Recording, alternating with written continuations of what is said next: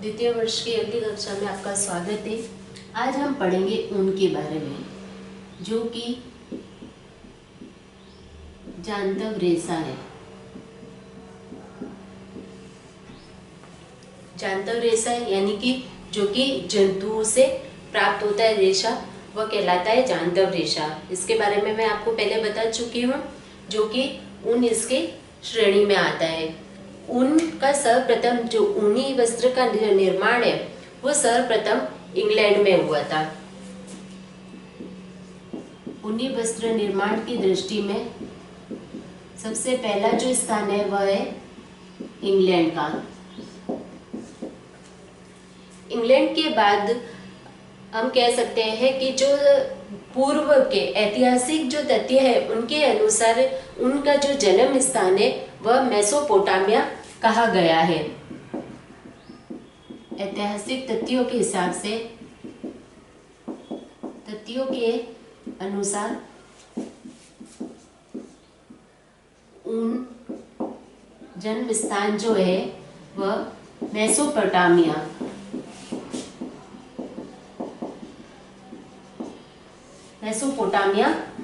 कहा गया है। मेसोपोटामिया में सबसे पहले उनका जन्म हुआ था। उसके बाद हम कह सकते हैं कि जो 13वीं शताब्दी, जैसे जैसे समय बदला, उसके बाद 13वीं शताब्दी में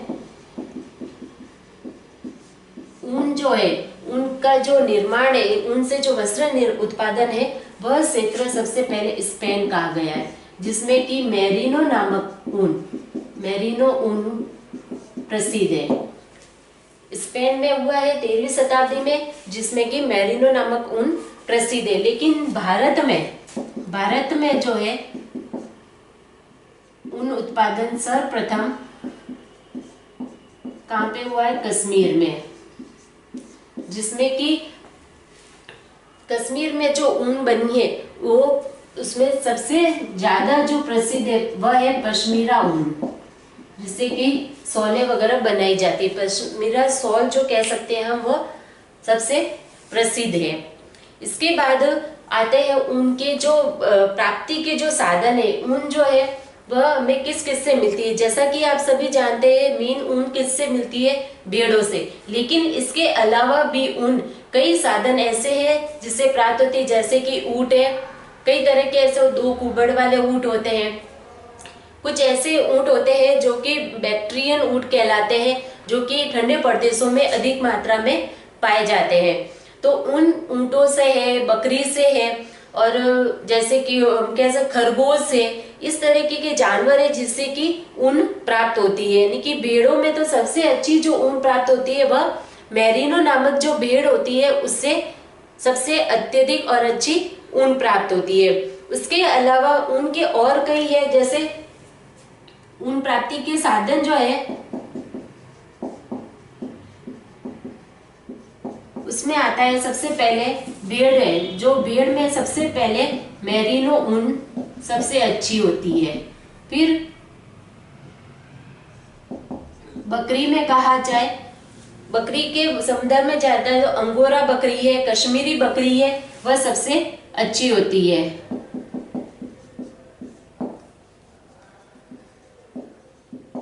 अंगोरा कश्मीरी बकरी जो कि कश्मीरी या पहाड़ी इलाकों में पाई जाती है। इनसे जो ऊन प्राप्त होती है इन बकरियों से, वह ऊन स्वेटर बनाने के लिए या ऊनी वस्त्र बनाने के लिए सबसे अधिक उपयोगी होती है। उसके बाद आपके आते हैं जैसे कि ऊंट, तो जिसमें कि वैक्यूना है, लामा है। ऊंट की जो जातियों के जो जानवर है जिनसे कि सबसे अच्छी बनाई जाती है तो वह है वैक्यूना और लामा। लामा नाम के जो ऊंट होते हैं उनसे सबसे अच्छी ऊन प्राप्त होती है। उसके बाद आता है जैसे खरगोश, तो अंगोरा नाम का जो खरगोश होता है, खरगोश के जो है अंगोरा नामक खरगोश, इस खरगोश की जो ऊन होती है वह सबसे अधिक अच्छी होती है। इसी तरीके से अल्पाका नाम का जो पेरू प्रदेशों में पाए जाने वाला जानवर है, जिससे कि ऊन प्राप्त होती। इस तरीके से ऊन प्राप्ति के बहुत ही अच्छे और उच्च कोटि के, किसी से निम्न कोटि के ऊन प्राप्त किए जाते हैं। उसके बाद आता है आपके ऊन का वर्गीकरण।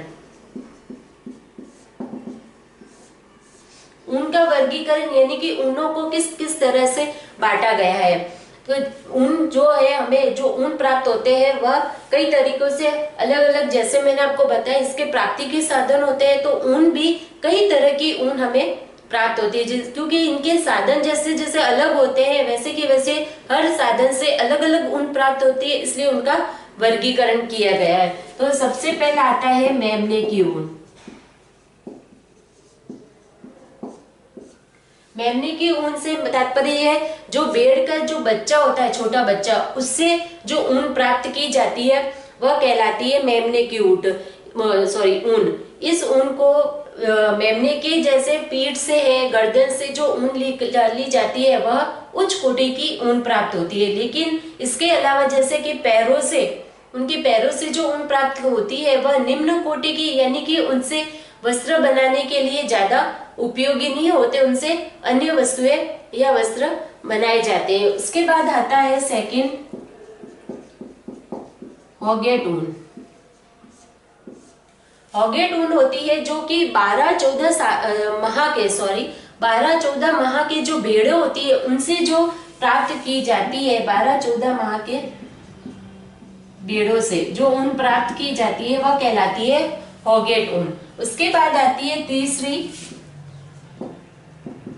कुंवारी या वर्जित ऊन।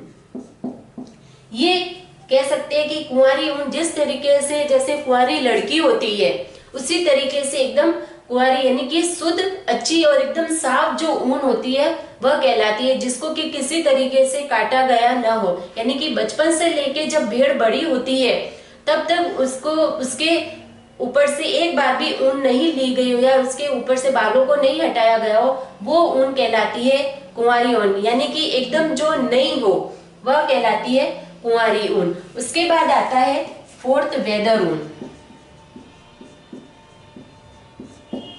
वेदर ऊन वो होती है जो कि 14 माह के भेड़ों से, 14 माह की जो भेड़ होती है उनसे पहली बार जो ऊन होती है उसको काट दिया जाता है। पहली बार उनको काटने के बाद जब दोबारा उनकी जो ऊन लगती है, उनके बाल जो उगते हैं उन बालों को काटा जाता है, तो वह कहलाती है वेदर ऊन। उसके बाद आती है फिफ्थ खींची हुई ऊन। खींची हुई ऊन ये एक तरह से कह सकते हैं कि जो जानवर को मार दिया जाता है, जानवरों को मारने के पश्चात जो ऊन उनसे प्राप्त की जा रही, खींच खींच कर उनके चमड़ी से ऊनों को निकाला जाता है, तो वह कहलाती है खींची हुई ऊन। उसके बाद आती है छठी कोटी ऊन। कोटी ऊन उस तरह की ऊन होती है जो कि भेड़ों को न तो पौष्टिक भोजन दिया जाता है और न ही उनको उनके प्रतिकूल जो यानी कि प्रतिकूल उनके वातावरण में रखा जाता है। यानी कि उनको जैसा वातावरण चाहिए या उनको जैसा आहार चाहिए, उनको वह आहार या वातावरण नहीं दिया जाता। उस उनके प्रतिकूल जो वातावरण में वो पनपते हैं या हम कह सकते हैं कि बड़े होते हैं, उनके उन भेड़ों से जो ऊन प्राप्त की जाती है उसको कोटी ऊन कहा जाता है। फिर उसके बाद आती है टैगलॉक ऊन। टैगलॉक ऊन, टैगलॉक ऊन वह ऊन होती है जो मरे हुए जानवरों से प्राप्त की जाती है। इनमें खींची हुई ऊन में जानवरों को मारा जाता है और उनके बाद उनसे ऊनों को खींचा जाता है। लेकिन टैगलॉक ऊन है जो कि जानवर मर जाते हैं उनके बाद उन जानवरों से उनको प्राप्त किया जाता है। फिर उसके बाद आता है मृत ऊन। मृत ऊन ऐसी ऊन होती है जो मरे हुए जानवरों से प्राप्त की जाती है। टैगलॉक ऊन वह है जो कि टूटी फूटी होती है और जो रंग के मामले में एकदम बदनुमा रंग होता है, वह वाली होती है टैगलॉक ऊन। और मृत ऊन होती है जो कि मरे हुए जानवरों से प्राप्त की जाती है। उसके बाद आती है एक कालीन ऊन। कालीन ऊन जो कि एकदम खुरदरी होती है, छोटी, इनकी जो ऊन होती है वह छोटी होती है, खुरदरी और रुस्क ऊन होती है, जिसको कि केवल वस्त्र बनाने में काम में नहीं लिया जाता है। इनको केवल इनसे दरी है, कालीन है, केवल यही वस्तुएं बनाई जाती है। ये सारे थे आपके ऊनों का वर्गीकरण। उसके बाद आते हैं हम ऊन उत्पादन में।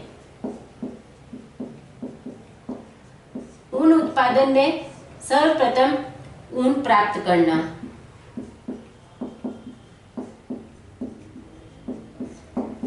ऊन प्राप्त करना यानी कि ऊनों को कैसे प्राप्त किया जाता है, जो कि मैंने आपको बताया है कि ऊनों को किस तरीके से उनका वर्गीकरण किया जाता है, उनके प्राप्ति के क्या क्या साधन है, किस तरीके से उन्हें अलग अलग तरह की ऊनें ली जाती है। तो इस तरीके से उनको काट कर, जानवरों से काट कर ऊनों को एकत्रित किया जाता है। उसके बाद उनकी छटाई की जाती है।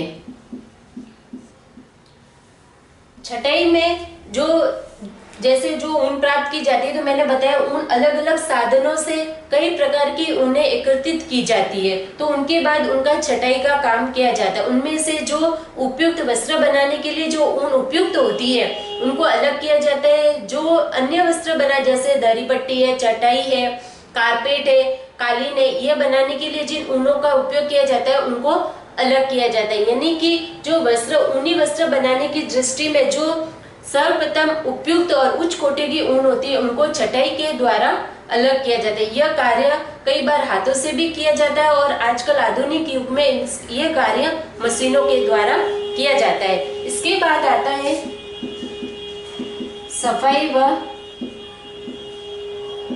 धुलाई।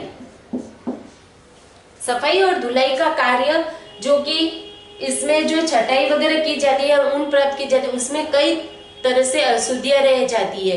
तो उनमें उनको उनकी सफाई की जाती है, यानी कि उनको धोया जाता है। तो उनकी सफाई व धुलाई का जो कार्य है वह 3 रूप से किया जाता है। एक तो सबसे पहले साबुन के घोल में ऊनों को धोया जाता है। फिर आता है सेकंड वाष्पित गोलक के रूप के द्वारा, और तीसरा आता है कार्बोनाइजिंग के द्वारा। साबुन घोल से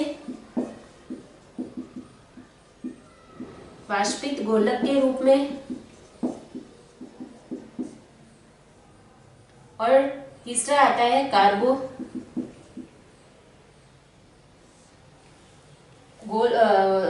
साबुन के घोल से, वाष्पित घोल से, और तीसरा आता है कार्बोनाइजिंग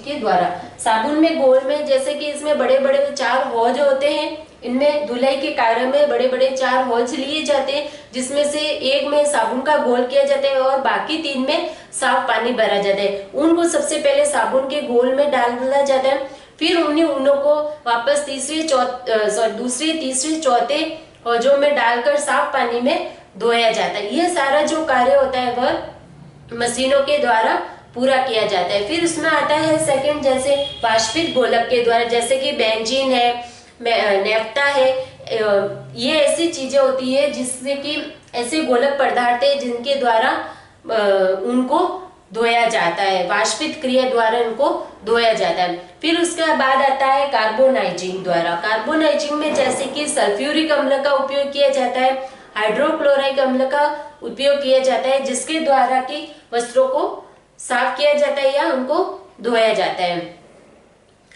धुलाई के बाद आता है सुखाना, वस्त्रों को सुखाना।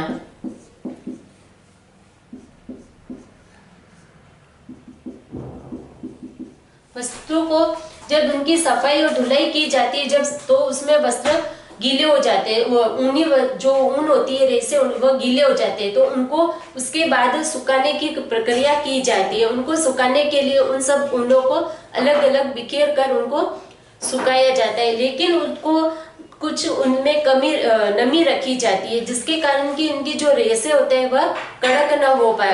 कड़क और रुष्क होने के कारण वह रेसे टूट जाते हैं और वस्त्र बनाने के लिए उपयोगी नहीं होते। इसलिए उनको केवल उसी हद तक सुखाया जाता है जब तक कि उसमें हल्की सी नमी न रह जाए। सुखाने के बाद उनमें तेल लगाने की प्रक्रिया की जाती है।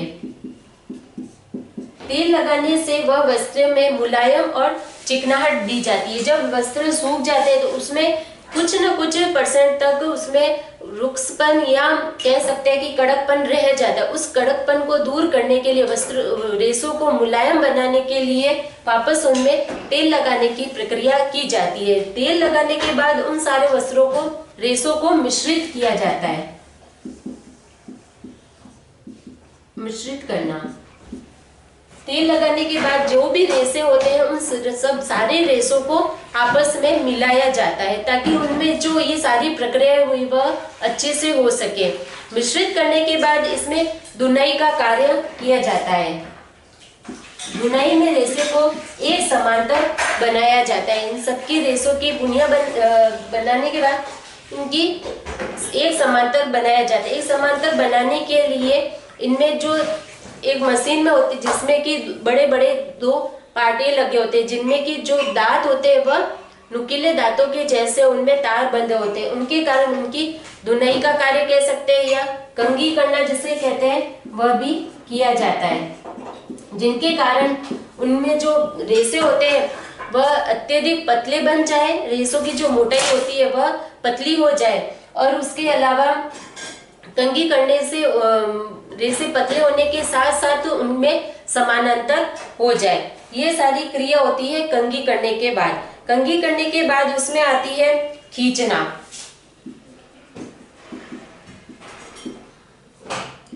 खींचने की प्रक्रिया में किया जाता है कि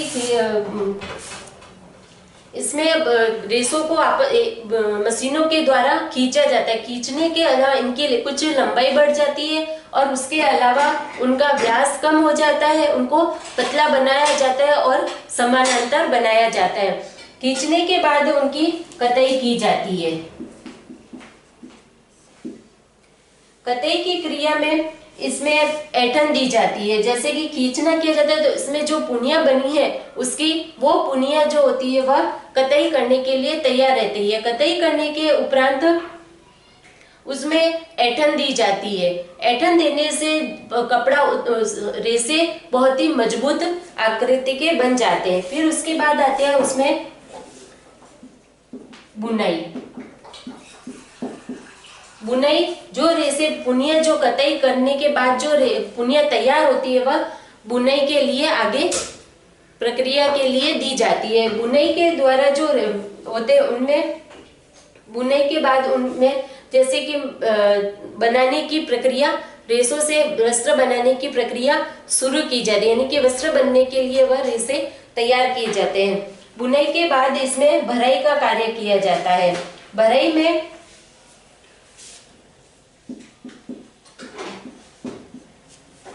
भराई का जो कार्य होता है उसमें जो उसकी रचना जो होती है, यानी कि उसमें कई हद तक तो रेशे आपस में सटीक हो जाते हैं, लेकिन कहीं कहीं पर उनमें जगह रह जाती है ऊन के रेशों में। तो ऊन के रेशों को और सटीक यानी कि पास में लाने के लिए, उनको और मजबूत बनाने के लिए उन रेशों को उनमें भराई का काम, इसमें हाथों से बहुत ही दबाव देकर पानी में डालकर उनको धोया जाता है और उनके रेशों को और नजदीक दबाव डालकर और नजदीक लाया जाता है।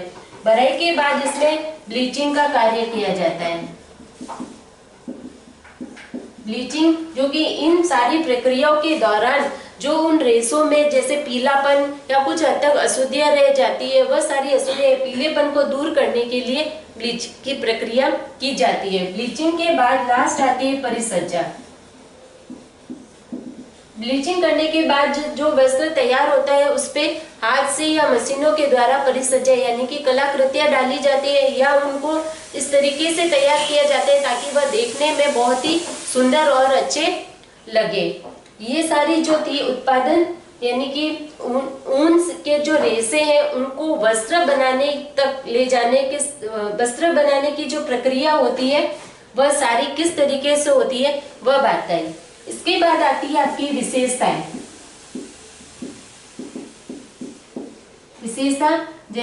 सबसे पहले संगठन, जो ऊन का जो रेशा है वो कैरोटीन नामक प्रोटीन से बना होता है।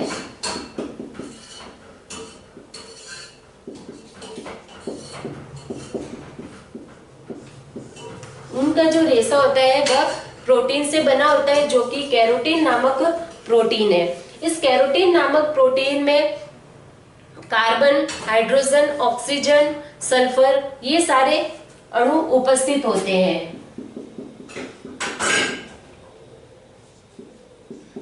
ये सारे जो अणु है वह इसमें उपस्थित होते हैं, जिससे कि इन रेशों का संगठन किया जाता है। फिर उसके बाद आता है इनका व्यास, लंबाई,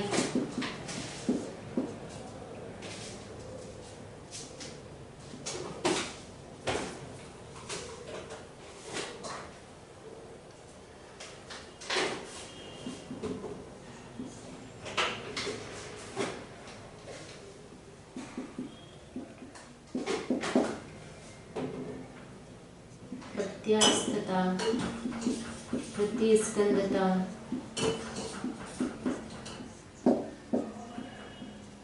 चमक, रंग,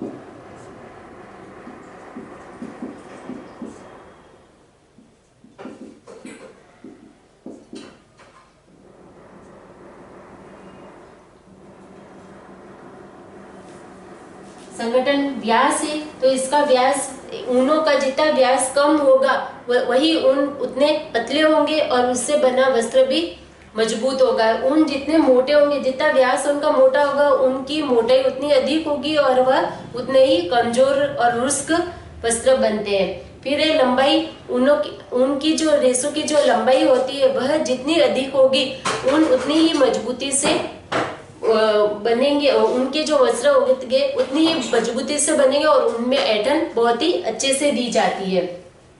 फिर आती है ताप संगठनता, यानी कि ताप सहन करने की क्षमता उसमें अच्छी होती है, यानी कि पसीने वगैरह जो होती है उनको सहन, एब्जॉर्ब करना उसको या ताप को सहन करना अच्छी, उसमें उसका जो कहते हैं अभाव नहीं होता है, जिसके कारण कि उनको जैसे पहाड़ी इलाकों में या बर्फीले इलाकों में उनको पहना जा सकता है। वहां की जो सर्दी होती है उसको ये अच्छे से सहन कर सकती है। फिर आती है प्रत्यास्थता और प्रतिस्कंदता, जो कि इसमें इसका गुण उपस्थित होता है, जिसके कारण इनको अगर हम खींच ले या इनको हम किसी भी तरीके से अगर दबा के रखे तो उसके बाद वह पुनः अपनी आकृति में आ सकते हैं, यानी कि इनको किसी भी आकृति के इंसानों को अगर पहनाया जाए तो वह आसानी से एडजस्ट हो जाते हैं। फिर आती है चमक, जो कि इसमें मैंने आपको बताया कि तेल लगाकर इनको चिकनाई युक्त बनाया जाता है, तो ऊनी जो वस्त्र होते हैं उनमें चमक बहुत ही अच्छी होती है। रंग के प्रभाव में इन पर रंग आसानी से नहीं आसानी से चढ़ सकता है, क्योंकि इनके जो रेशे होते हैं वह कुछ रुस्क और खुरदरे भी होते हैं, जिनके कारण उनपे रंग आसानी से चढ़ जाता है। फिर होता है कीट प्रतिरोधकता, अगर कीटों से उनको पसीने से जो वस्त्र होते हैं अगर उनको ऐसे के ऐसे रख दिया जाए तो उनपे कीट लगने की संभावना अत्यधिक होती है। फिर आता है प्रकाश का प्रभाव, अगर प्रकाश में यानी कि धूप में अगर कपड़ों को रखा जाएगा तो उनका प्रभाव उनपे अत्यधिक पड़ता है।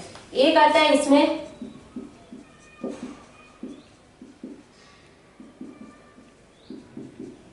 विक्षणीयता, अणुविक्षण, यानी कि उनकी जो उनको नग्न आंखों से सूक्ष्मदर्शी यंत्र से देखने पर इनमें 3 तरह की परतें हमको दिखाई देती है, यानी कि इनकी जो संरचना होती है वह टेढ़ी मेढ़ी होती है, मध्य भाग गोलनुमा होता है और जो इनके सिर होते हैं वह नुकीले होते हैं। और इनकी 3 तरह की संरचना हमको देखने को मिलती है, यानी कि ऊपरी भाग, मध्य भाग और अंतः भाग, ये 3 तरह की इनकी संरचना बनी हुई थी, जिनको कि क्यूटिकल, कार्टिक और मेड्यूला, 3 तरह की इन संरचनाओं को बताया गया है। इसके बाद मैं इसके अंतर्गत और भी जो है वो मैंने आपको बता चुकी हूँ, जैसे कि आगे मैंने आपको बताया है कि जैसे कि इसकी जो रचना वगैरह है वो सब इसमें अंतर्गत आता है। और अब है इसमें कि ये तो था आपका भौतिक विशेषता। फिर आती है रासायनिक विशेषता। रासायनिक विशेषता में जैसे अम्ल का इस पे बहुत ही बुरा प्रभाव पड़ता है। अम्ल है, क्षार का प्रभाव है, अम्ल और क्षार का इस पे प्रभाव पड़ता है। अम्ल और क्षार भले क्षारीय हो या तनु हो, उसका प्रभाव उन्हीं रेशों पर बहुत ही अधिक यानी कि इनकी जो रेशे होते हैं वह पूरी तरह, इनकी अगर मात्रा ज्यादा हो जाए तो वह पूरी नष्ट हो जाते हैं इस तरीके से। और इसके आगे आता है जैसे कि रंगों का प्रभाव,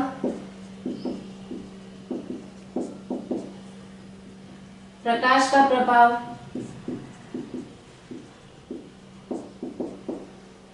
रंगों का प्रभाव जो मैंने बताया अभी कि इनके रेशे खुरदरे और होते हैं, इस कारण इन पर रंगों का प्रभाव अच्छे से पड़ता है, यानी कि रंग आसानी से इनको छड़ाए जा सकते हैं। प्रकाश का प्रभाव, प्रकाश में ज्यादा उन्हीं रेशों को रखने से वह जल्दी से खराब हो जाते हैं। इसके अलावा जो मैंने आपको भौतिक बताए, इसमें भी कई ऐसे कारण हैं जो मैं आपको पिछले लेसन जैसे लीलन में है वगैरह, कपास में है बता चुकी हूँ। उसी तरीके से इसमें भी आगे कुछ पॉइंट्स है, जैसे कि उनमें रगड़न क्षमता है कि उनको हम आसानी से धो सकते हैं। विरंजक जो पदार्थ है उनका प्रभाव है कि उनको विरंजक पदार्थों में ज्यादातर उन्हीं रेशों को धोया नहीं जाता है, क्योंकि उनसे उन पे प्रभाव बहुत बुरा असर पड़ता है। तो इसमें और भी जैसे विरंजन प्रभाव कह सकते हैं, प्रभाव है, अपघर्षणता है, प्रभाव है, ये सभी प्रभाव इन पर पड़ते हैं। तो इस तरीके से आज मैंने आपको ऊन के बारे में, ऊन के उत्पादन क्षेत्र और उनके जन्म स्थान के बारे में बताया, उनके प्राप्ति के साधन बताए हैं, उनका वर्गीकरण, ऊन कितने प्रकार की ऊन प्राप्त होती है, किस किस जानवरों से मिलती है, उनका उत्पादन यानी कि उनके जो रेशे कहाँ से प्राप्त किए जाता है, और रेशों से प्राप्त करने के बाद उनसे वस्त्र का जो निर्माण होता है उसके दौरान क्या क्या प्रक्रियाएं होती है, यानी कि उनके रेशों को कौन कौन सी प्रक्रिया से गुजरना पड़ता है उसके बारे में बताया। उसके बाद मैंने भौतिक और रासायनिक जो प्रभाव होते हैं या उनकी जो विशेषताएं होती है इन रेशों की, उसके बारे में बताया है। आज के लिए उनके बारे में इतना ही। आगे हम इससे आगे अगला नेक्स्ट पॉइंट लेंगे। धन्यवाद।